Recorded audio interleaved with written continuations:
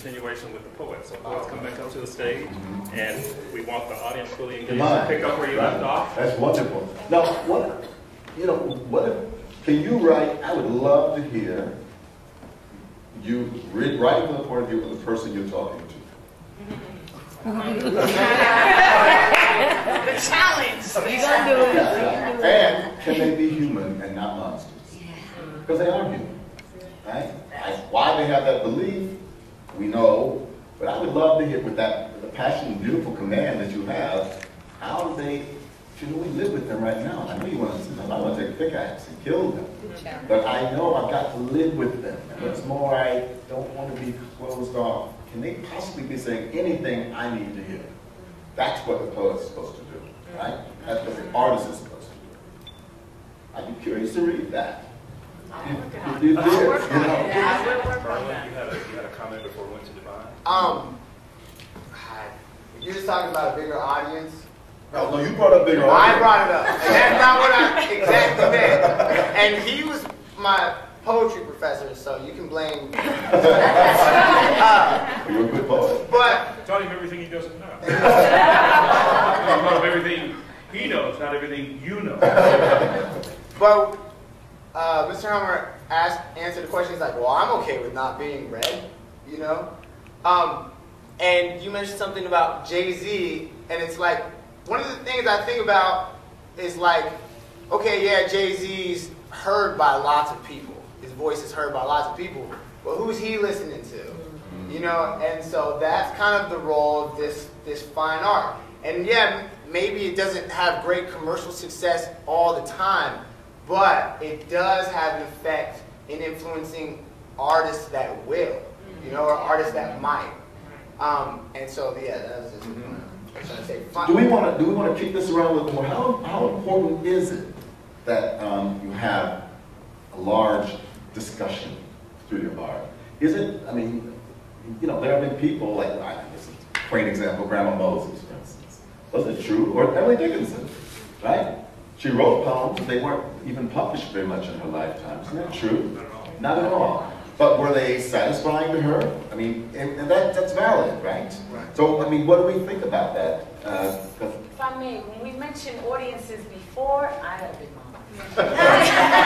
when we mentioned audiences before, because I have hosted poetry open mics, okay, so I'm coming from that standpoint. I am thinking about an audience.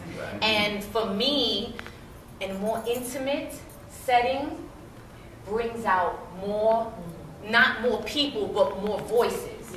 So, and people feel very comfortable, and they're open, and they cry.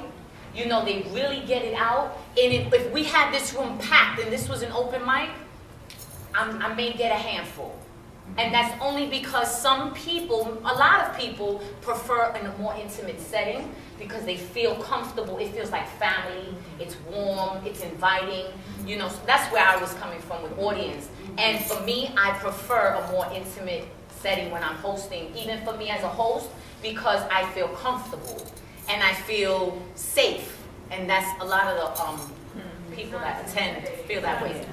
Some people do. I have a question that's been ruminating here for a little while, and one of the things that came up was, you know, the size of the audience or the number of people that are involved, and it's been touched on a few times.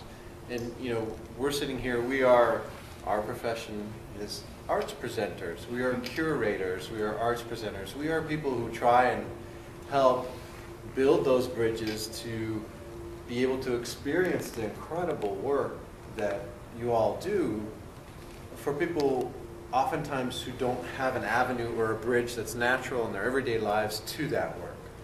So my question, and it's out there in the world, and it's in the field, and it's changing every second all over the world, people that do what we do, who we were both artists in our own right in another time, trying to think through, okay, so we have a 3,000-seat theater at Gammage, right? We also have a 250-seat theater in Scottsdale at the Care Cultural Center.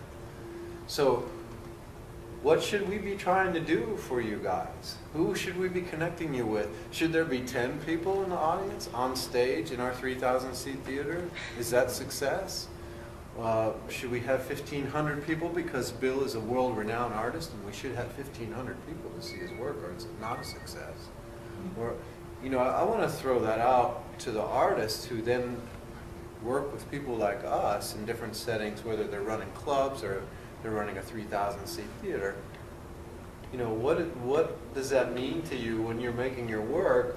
You know, in the presenting world, there's a proscenium theater, and people come and sit down in the theater, and that's how you experience it. Well, obviously we know that's not the only way to experience art, and we've presented art in many different settings on Indian reservations nearby Gila River, and in churches, and you name it.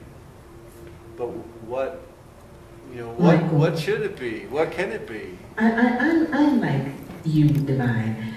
When I do my show, I love a very small, intimate audience. However, if you got a 3,000-seat auditorium and you could fill it up with seats and you paying for tickets, I will take the stage, baby. What did you say about the tickets? You selling tickets and you got a 3,000-seat audience, I will take that big stage. Right. What I want to Prefer the small one. How do you get people in there? So, Yeah, but that's where he comes in. I just want, I think what you're talking about is the commission of the art. I'm talking about making that, you know, in some places in the world, Bill's company will perform, and they'll be sold out in a 2,000-seat theater for 4 shows. In other places in the world, Bill's company will perform, and it won't be like that at all. So, But Bill's work is commissioned. Well, but we're as a touring company, we're still. But only on, you're going to get your check, Bill, regardless. That's true. Yeah. No, he's going to get his check regardless. Now, he may not go back to Gammage because he didn't fill it up and you lost money. But Bill's work is commissioned from the moment he got the grant to do Lincoln to the moment that he started the creation of it. Now, how much truth does he hang on to, and how much of Bill's truth is allotted to that is where I'm coming from. But you have to create the work. Yeah, but I think the people that commission work for the type of work I do, I think they can stand dissonance. They can stand pretty toughness. Oh, absolutely, because now you're talking about I'm going to do Superfly, the music, right? So, what kind of? I mean, why? What are we doing? Well, I know why. I know why. Part of it is almost a challenge. Broadway is a very conservative place. The great white way. The great, well, okay, white way. But can I make it fly? Can I make it delightful and entertaining? And, you know, we're doing the second act is built around Gil Scott Heron's The Revolution Will Not Be Televised. Okay, now how do you build that for an audience that's wicked? Right, the wicked audience. Yeah. And you know, and I think it's one of those things, because I want to say a couple different things, because I want to address what you had to say, and I loved your performance. But I sit, and tomorrow night, hopefully you and Bjorn will be at Wicked, and I sit in that house. This is Wicked's 3rd engagement with us. It's for 5 weeks, and 3,017 people every night emote, every night enjoy, every night cry, every night identify with Elphaba, because nobody identifies with the popular girl. They identify with the girl that was green, because we all were. We were not that popular girl in school. Everybody. So I don't think size has to do with emotion, but I do happen to think that people look for their own truth. So whether I'm listening to you and I go, okay, I get that truth. I have known Bill probably since the 70s, but I had parents, and I want to go back to something someone back here said. My parents, God bless them, they have both passed on. I was a little kid, and they said, we're going to go to the Metropolitan Museum. We're going to go to Madame Butterfly. We don't have money, but we bought standing room tickets. We're going to go and see the No Theater. And then we're going to go and hear some jazz. And then we're going to go, because they said, all of this is yours. Now, we can't shell out all that dough, but we want you to know that it's yours, and it's out there, and you own it. So when people say to me, you know, how did, like, Bill's work, I said, oh my God, Bill's work has been speaking to me for over 30 decades. Nobody had to write it out. But I sat in the theater, and it spoke to me. And I think it goes back to finding your own story. No matter who's telling it, somebody is telling your story on the stage. And so my job is to make sure that The story that's told on the stage, you have a way into that story and a way out. I have a way of making the unfamiliar familiar.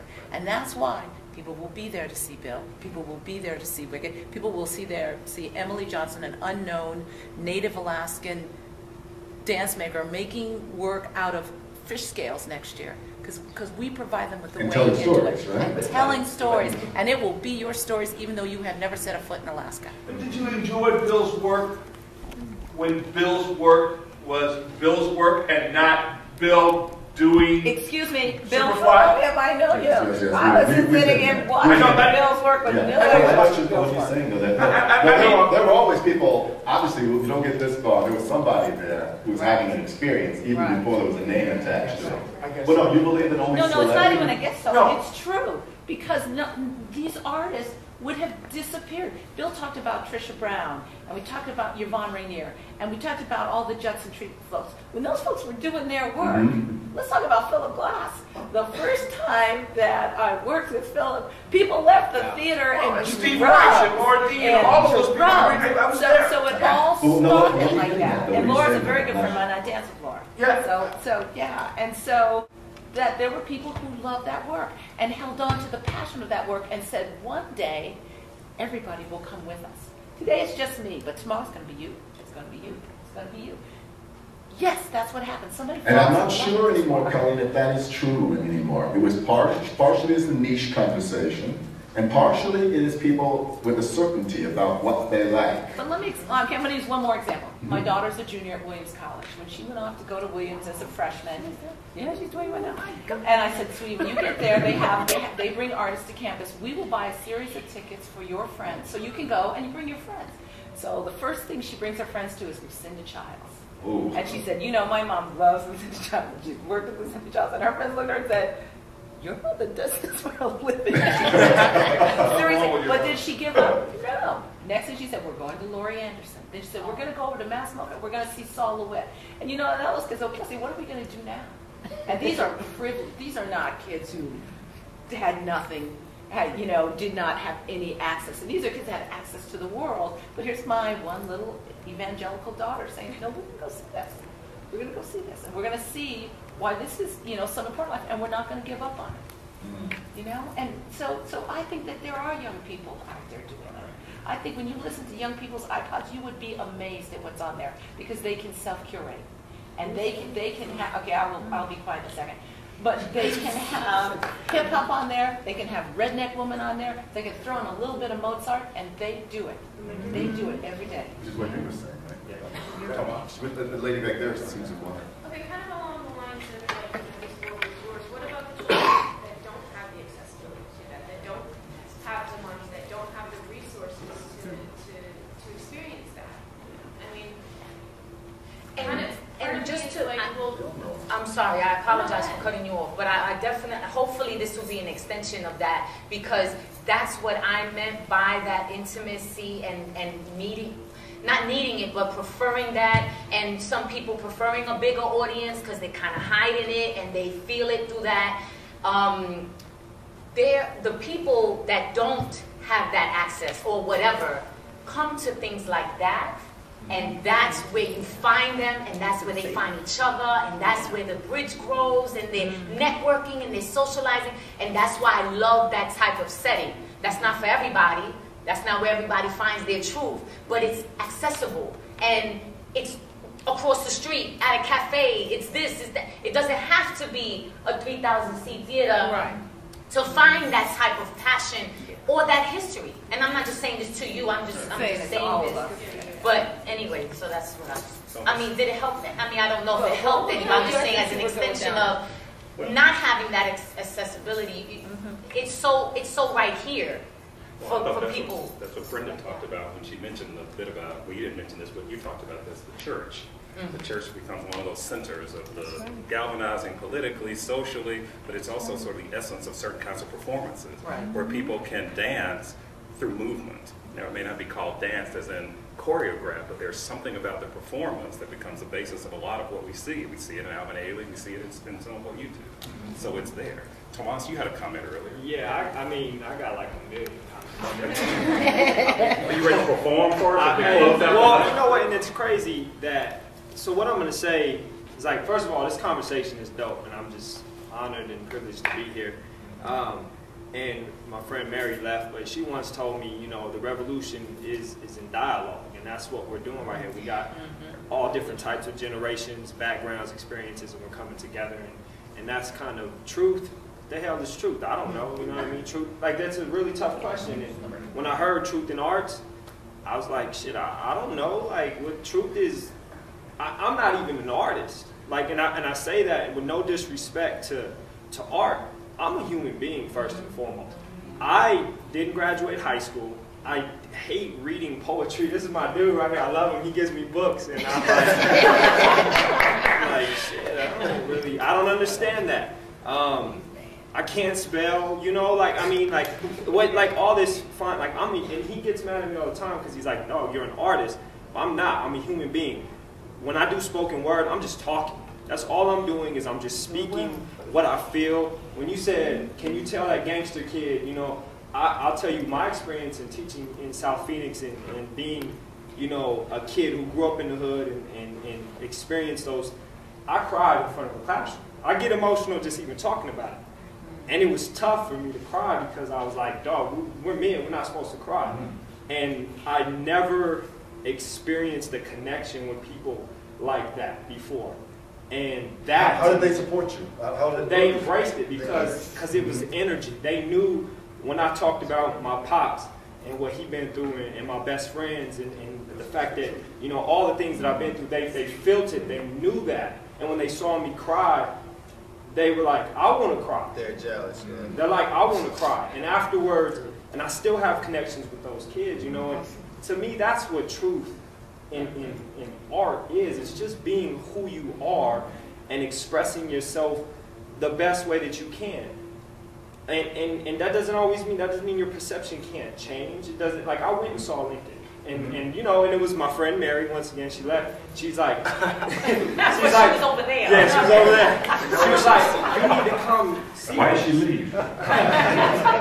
She's like, you need to come see this. And she preferenced it, and she goes, it's not your thing.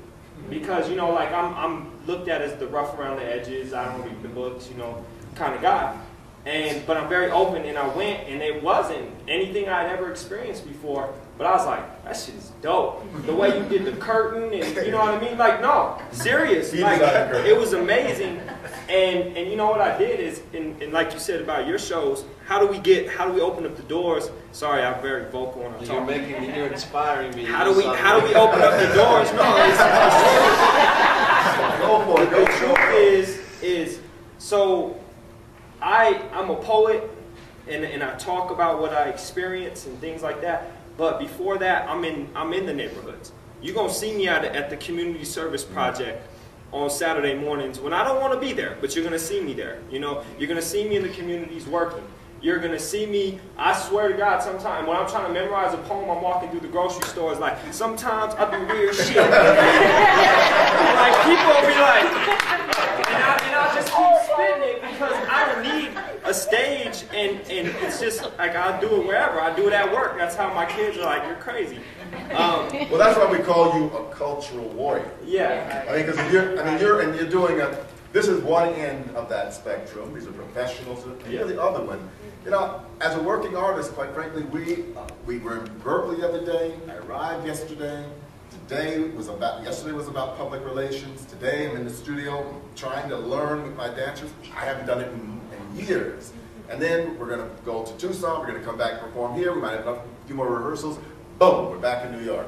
So your kids, you know, I don't have that relationship with them. I did once. You know, I come from a family of 12. We were potato pickers. But you do though, because through me, that's where I was going with the Lincoln piece.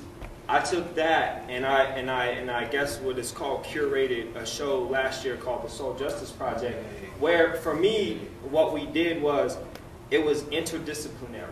We worked with the School of Dance, we had spoken word, we had a foundation of theater, we had live music, but it was all based around social justice issues and stories, and we just put together this like collage of a show that anybody could have came. If you were a hip hop head, you would have came and you'd been like, that was dope. But and if you were into modern and ballet, you would have came and you would have saw Myrlin did a spoken word piece while one of ASU's dance students did some kind of ballet stuff around it, and it was like, it was crazy. And you know, and it was like, to me it was like, through what you did, I was inspired.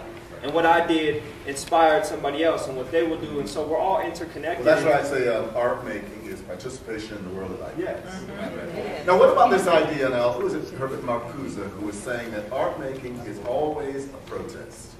And someone said, well, say silent.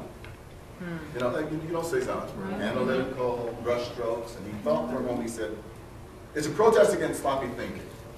Now, what I'm trying to say is make sure the kids know, yeah, there's a lot of need. You know, it's shocking how many people in my family supposed to be doing better than I'm doing now are actually through crack, through what have you. I could get them on the phone right now, so I know where you live.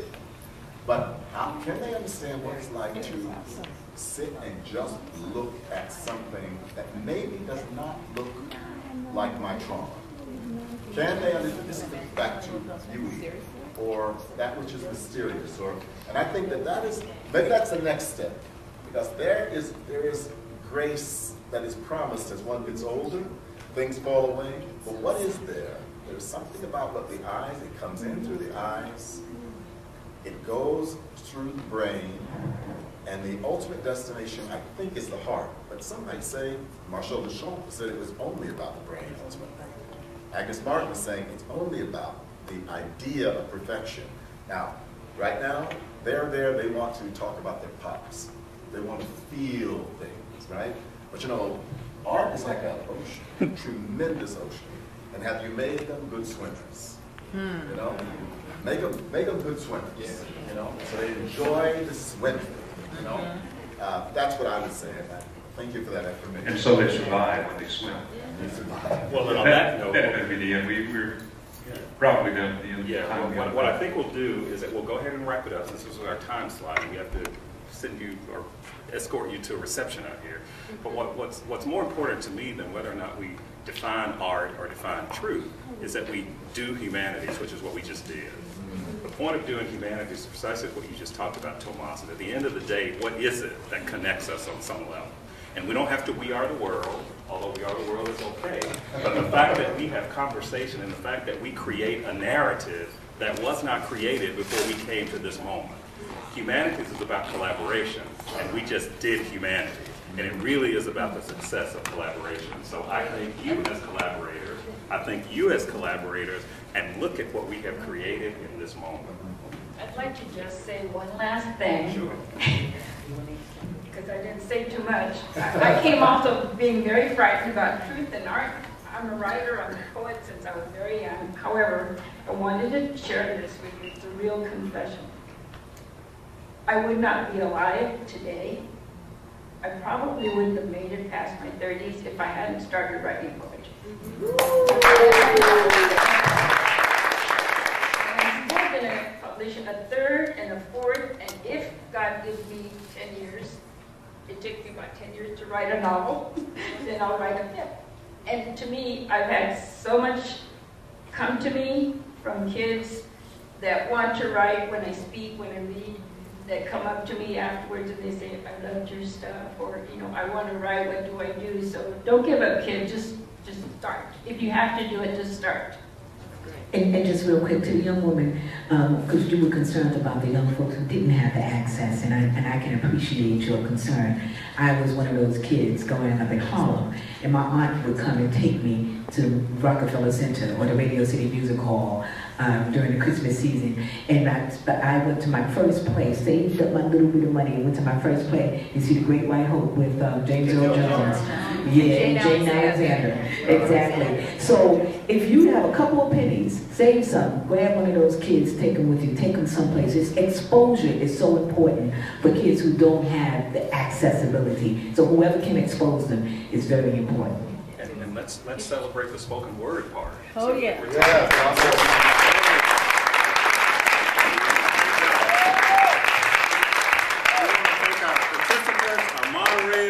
to remind you that if we want to have these discussions, it's really not about how many people came, it's about the spirit of those who were here. So I know that having grown up in the church in the South where the choir had to come down in my dad's church to be the audience. But there are things, no, it was that small, and that's not a joke. But let me tell you, in order to continue to project these humanities, you have to let people know that you enjoyed this kind of event. So how can you do that? Go to Facebook and like us. Project Humanities. You've got a button here, wear it.